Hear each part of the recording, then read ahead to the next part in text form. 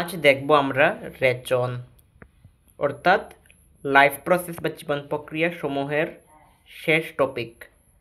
তো welcome to ratio class সবাইকে।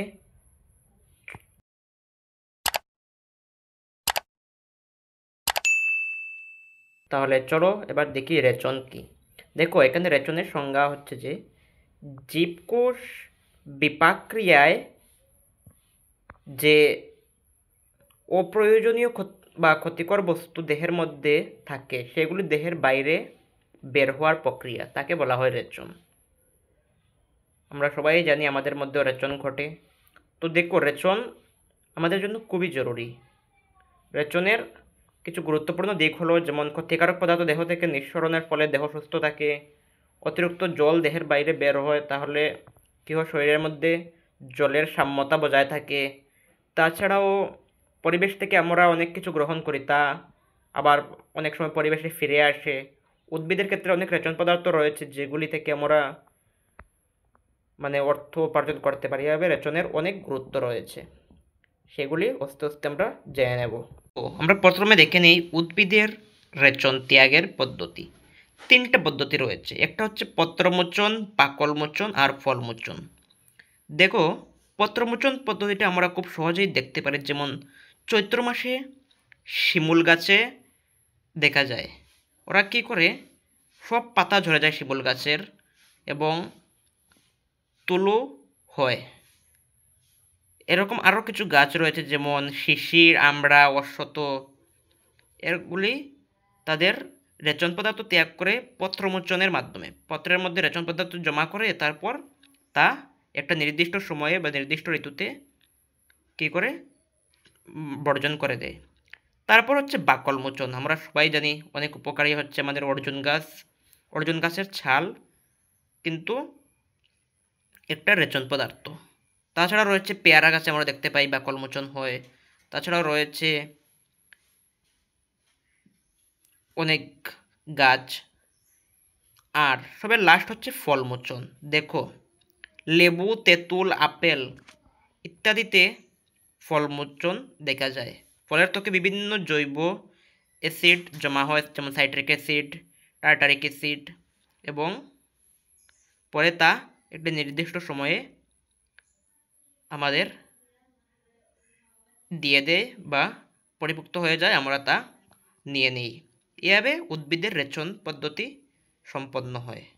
দেখো উদ্ভিদের রেচন পদার্থ নাইট্রোজেন যুক্ত এবং নাইট্রোজেন বিহীন হয়। কিছু রেচন পদার্থের উদাহরণ আমরা এখানে দেখে নিই। উদ্ভিদের রেচন পদার্থের মধ্যে রয়েছে নাইট্রোজেন বিহীন হচ্ছে গদ, রজন, তরুক্ষীর, টেনিন ইত্যাদি। আর নাইট্রোজেন যুক্ত হচ্ছে নিকোটিন, কুনিয়াইন, ডাটুরিন ইত্যাদি। আর প্রাণীদের রেচন পদার্থ হচ্ছে urea, ammonia, uric acid, creatinine, creatinine. হ্যাঁ, তাহলে আমরা দেখি যে উদ্ভিদের রেচনের যে আগে বলেছিলাম অর্থনৈতিক গুরুত্ব রয়েছে, তা এখন আমরা দেখে নেব। চলো স্টার্ট করি।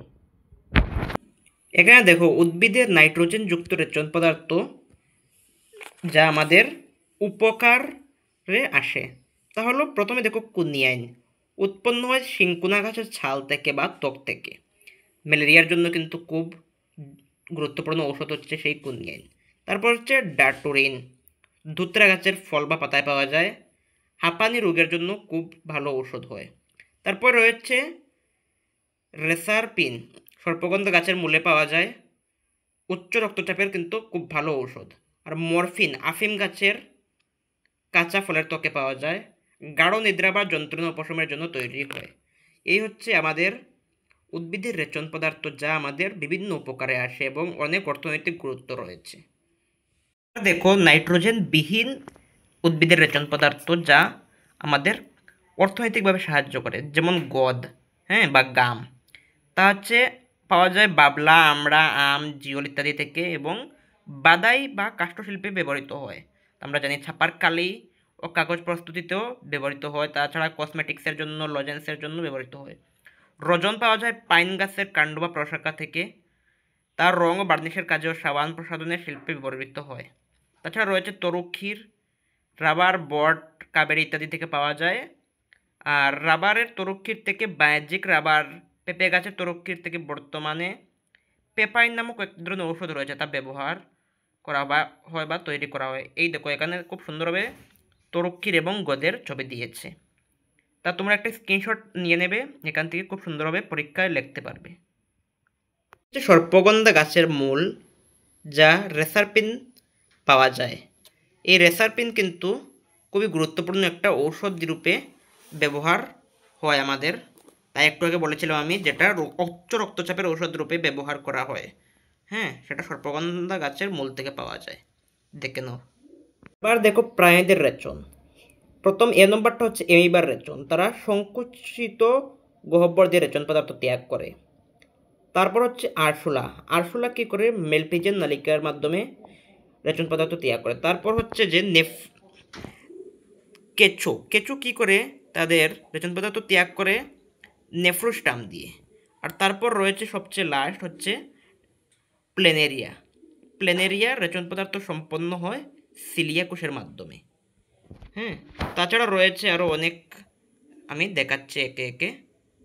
মাকড়সার রেচনাঙ্গ হচ্ছে কক্সাল, সেটা কিন্তু আবার কাঁকড়া বিচের ক্ষেত্রেও দেখা যায়। তাছাড়া রয়েছে ফ্লুয়েম কোষ। ফ্লুয়েম কোষ হচ্ছে চেপ্টা কৃমির দেহে সিলিয়াযুক্ত এক ধরনের কোষ থাকে, তার মাধ্যমে রেচন তন্ত্র সম্পন্ন করে চেপ্টা কৃমি। তাছাড়া রয়েছে নেফ্রিডিয়া, দেখা যায় জোক এবং কেঁচোর মধ্যে, আগেই বলেছিলাম। তারপর রয়েছে আমাদের উন্নত প্রাণীদের ক্ষেত্রে নেফ্রনের মাধ্যমে রেচন অঙ্গের কার্যকারী একক হচ্ছে নেফ্রন। উন্নত প্রাণীদের ক্ষেত্রে বা মেরুদণ্ড প্রাণীদের ক্ষেত্রে তা ব্যবহৃত হয়। আমরা এখন তা দেখে নেব। দেখো, রেচন পদার্থের উপর ভিত্তি করে 3 ধরনের প্রাণীদের শ্রেণীবিভাগ করা হয়। একটা হচ্ছে ইউরিওটেলিক প্রাণী। সেখানে হচ্ছে যেসব প্রাণীদের দেহে নাইট্রোজেনযুক্ত পদার্থ রূপে ইউরিয়া উৎপন্ন হয় এবং ইউরিয়া মূত্রের মাধ্যমে রেচন করে, যেমন হচ্ছে মানুষ সহ স্তন্যপায়ী প্রাণী, হাঙ্গর, সোনা ব্যাঙ, কুনু ব্যাঙ ইত্যাদি। আরেকটা হচ্ছে ইউরিকুলেটিক প্রাণী। যে সকল প্রাণীর প্রধান রেচন বস্তু হচ্ছে ইউরিক অ্যাসিড। আর তার উদাহরণ হচ্ছে মোলাস্কা, সরীসৃপ, স্থলজ ও মোলাস্কা, পাখি, টিকটিকি ইত্যাদি। আর লাস্ট হচ্ছে এমিনোটেলিক প্রাণী বা এমিনোটেলিজম। তার উদাহরণ হচ্ছে পাখি, ইঁদুর, মাছ। হ্যাঁ, যে সকল প্রাণীদের অ্যামোনিয়াকে রেচন পদার্থ রূপে দেহ থেকে ত্যাগ করে, এদের রেচন কৌশল হচ্ছে এমিনোটেলিজম, যেমন হচ্ছে হাইড্রা, যকৃৎ কৃমি, কেঁচো ইত্যাদি। এখানে দেখো, পাখি হচ্ছে ইউরিক অ্যাসিড ত্যাগ করে রেচন পদার্থ রূপে, ছবির মাধ্যমে দিয়ে দিয়েছে। ইউরিক অ্যাসিডের স্ট্রাকচারটা তোমরা দেখে নেবে। ইঁদুর করে ইউরিয়া, এই স্ট্রাকচারটাও দেখে নেবে। আর অ্যামোনিয়া হচ্ছে মাছের ক্ষেত্রে। এবার আমরা দেখে নেব মানুষের রেচন অঙ্গ বা কীভাবে মানুষের রেচন তন্ত্র সম্পন্ন হয়। দেখো, এই চিত্রটা তো আমরা ছোটোবেলা থেকে সবাই জানি। এটা হচ্ছে মানুষের রেচনতন্ত্র, আর এটা হচ্ছে স্ত্রী লোকের রেচনতন্ত্র। তো প্রথম আমরা এটাকে জানি। দেখো, এটা হচ্ছে মহাধমনী, এটা হচ্ছে এড্রিনাল গ্রন্থি, এটা তো আমরা জানি বৃক্ষ, এটা হচ্ছে রেনাল ধমনী, তারপর গবিনী, মূত্রাশয়, মূত্রতলী। আর ফিমেলদের ক্ষেত্রে থাকে, এটা হচ্ছে গবিনী, এটা হচ্ছে গবিনী ছিদ্র দুটো রয়েছে, মূত্রাশয়ের প্রাচীর, এরপরে মূত্রাশয়ের অনন্তর মূত্রনালী, ট্রাইগুন, এরপরে হচ্ছে আন্তঃফিস্টারিং আর বহিঃফিস্টারিং। এবার আমরা দেখব এটা হচ্ছে মানে মানুষের রেচনতন্ত্র। এবার কীভাবে রেচন সম্পন্ন হয় তা আমরা দেখব। দেখো, মানুষের রেচনের একক হচ্ছে নেফ্রন, গঠনগত কার্যকারী একক বলা হয়। এখানে নেফ্রনের ছবি দেখো, এটা হচ্ছে বহিমুখী নালিকা, অন্তর্মুখী নালিকা, এই হচ্ছে বায়ুমান ক্যাপসুল, ভিতরের যে রয়েছে এটা হচ্ছে গ্লোমেরুলাস, এটা হচ্ছে বড়টা হচ্ছে পরাসংবর্ত নালিকা, এটা হচ্ছে দূরবর্তী নালিকা, সংগ্রাহী নালিকা, বেনেলির নালিকা, এটা হচ্ছে ঊর্ধ্বগামী মোটা বাহু, আর এটা হচ্ছে ঊর্ধ্বগামী সরু বাহু। এই যে ইউর মতো রয়েছে সেটা হচ্ছে হেনরির লুপ।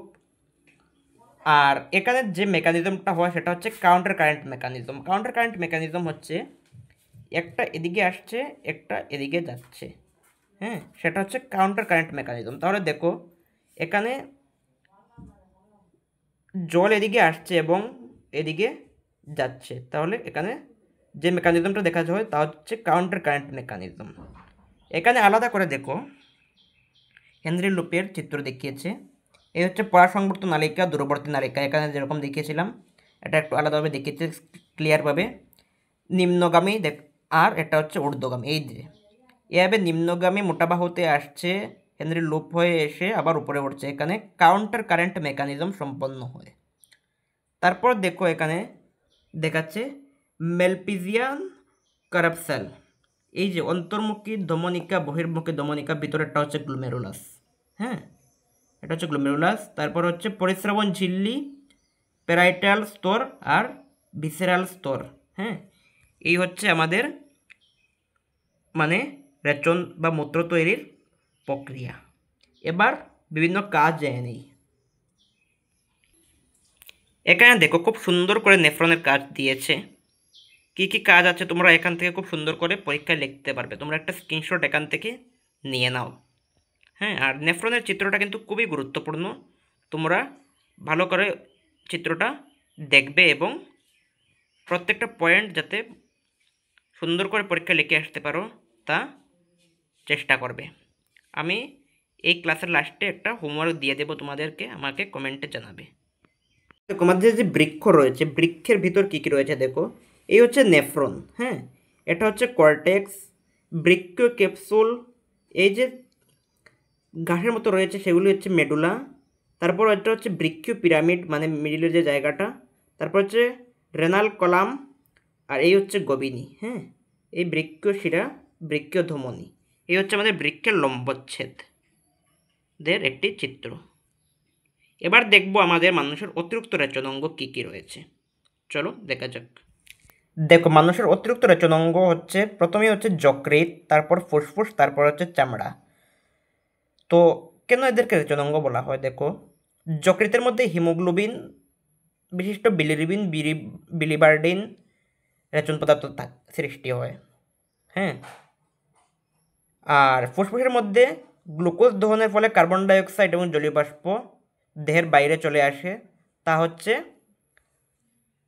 আরেক ধরনের রেচন পদার্থ। আর ঘাম হচ্ছে আমাদের এক ধরনের রেচন পদার্থ, যার মাধ্যমে ইউরিয়া এবং অ্যামোনিয়া নির্গত হয় চামড়ার ছিদ্র দিয়ে, তাই চামড়া একটা রেচন পদার্থের রূপে ব্যবহৃত হয়। তাছাড়া চোখের জলও রেচন পদার্থ রূপে কখনো কখনো ব্যবহৃত হয়। তোমরা এনসিআরটি যে আছে না ক্লাস 10-এর, তা একটু পড়ে নিলে ভালোভাবে বুঝে যাবে জিনিসটা। দেখো এখানে মানুষের নেফ্রনের একটি অংশ, একটা ব্ল্যাঙ্ক ছবি আছে। তোমরা এ বি সি কী হবে তা আমাকে কমেন্ট করে জানাবে এই ভিডিওর কমেন্ট বক্সে, যারা যারা ভিডিওটা দেখবে। আর এভাবেই আমাদের সম্পন্ন হলো ক্লাস 10-এর ফার্স্ট চ্যাপ্টার লাইফ প্রসেস। একটা সামারি করে নিই। প্রথম রয়েছে লাইফ প্রসেসের মধ্যে নিউট্রিশন, সেখানে রয়েছে অ্যানিম্যাল নিউট্রিশন, প্ল্যান্ট নিউট্রিশন। তারপর রয়েছে আমাদের রেসপিরেশন, সেখানে অ্যানিম্যাল প্ল্যান্ট দুটো রয়েছে। তারপর ট্রান্সপোর্টেশন অ্যানিম্যাল প্ল্যান্টের। তারপর রয়েছে এক্সারশন অ্যানিম্যাল প্ল্যান্টের। হ্যাঁ, এভাবে আমাদের ক্লাস 10-এর ফার্স্ট চ্যাপ্টার সম্পন্ন হলো। নেক্সট স্টার্ট করবো আমরা second chapter control and coordination বা নিয়ন্ত্রণ এবং সমন্বয় সাধন।